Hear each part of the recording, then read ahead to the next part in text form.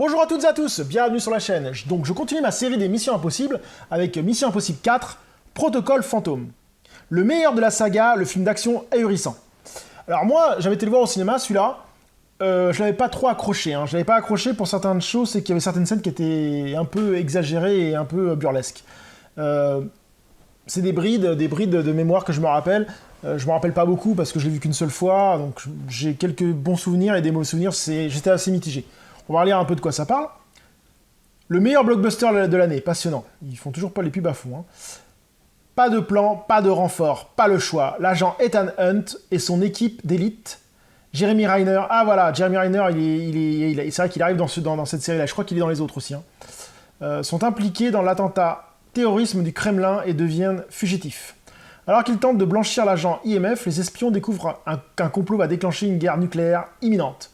Leur seule arme pour sauver le monde, une équipe de choc et de gadgets high-tech surprenants. Jamais la mission n'aura été aussi dangereuse et impossible. Préparez-vous pour 2 heures d'action et d'effets spéciaux époustouflants.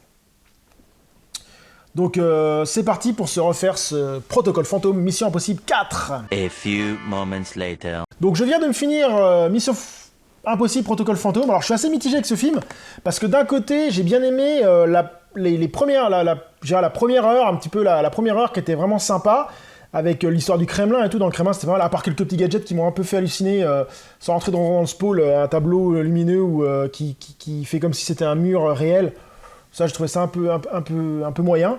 Et puis toute la deuxième partie, quand ça commence à Dubaï, en Inde et tout ça, j'ai trouvé ça vraiment plus ridicule. Avec des scènes qui sont quasiment impossibles à réaliser, des scènes complètement débiles.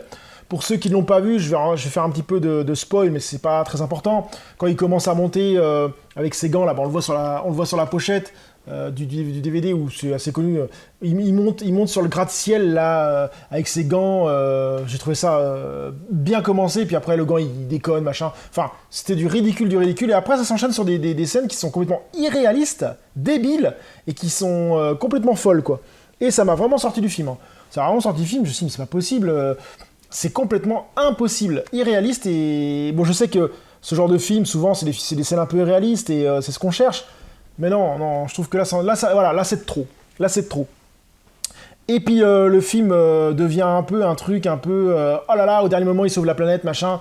Oh, j'ai trouvé ça vraiment, vraiment limite. Et ce que j'en reproche, c'est que l'acteur du premier, là, qui jouait dans Shaun of the Dead, j'ai toujours pas retenu son nom,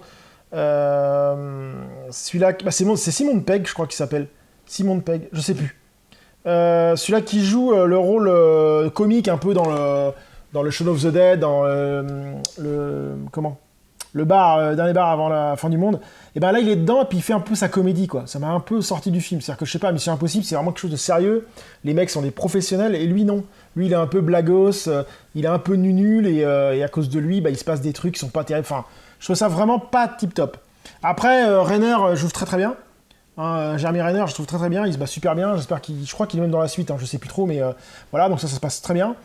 Et puis la fin est pas mal, la fin du film est vraiment bien, il y a un petit twist, enfin je rentrerai pas dans les détails, mais c'est assez intéressant. Donc ce Mission Impossible 4, je suis mitigé, je suis vraiment mitigé. D'un côté, je l'aime bien, j'ai passé un bon moment à le voir, mais d'un autre côté, il y a certaines scènes exagérées, qui m'ont complètement sorti du film. Voilà, cette scène-là, surtout cette scène-là, où il s'accroche avec les gants, là. Enfin, le gant déconne, machin, il saute. Enfin, j'ai trouvé ça c'était vraiment ridicule. Et puis, la scène aussi avec les voitures. La scène est excellente, il y a une voiture où il est dans une sorte de garage, et il y a plein de voitures, et il saute de voiture en voiture, ça c'est bien fait, mais il y a 2-3 trucs qui sont un peu réalistes. Donc voilà. Donc, Protocole Fantôme, c'est un oui mais pour moi. C'est un film peut-être à voir, mais ce sera pas le meilleur de la saga. Voilà, sur ce, je vous dis à très bientôt sur la chaîne. Salut.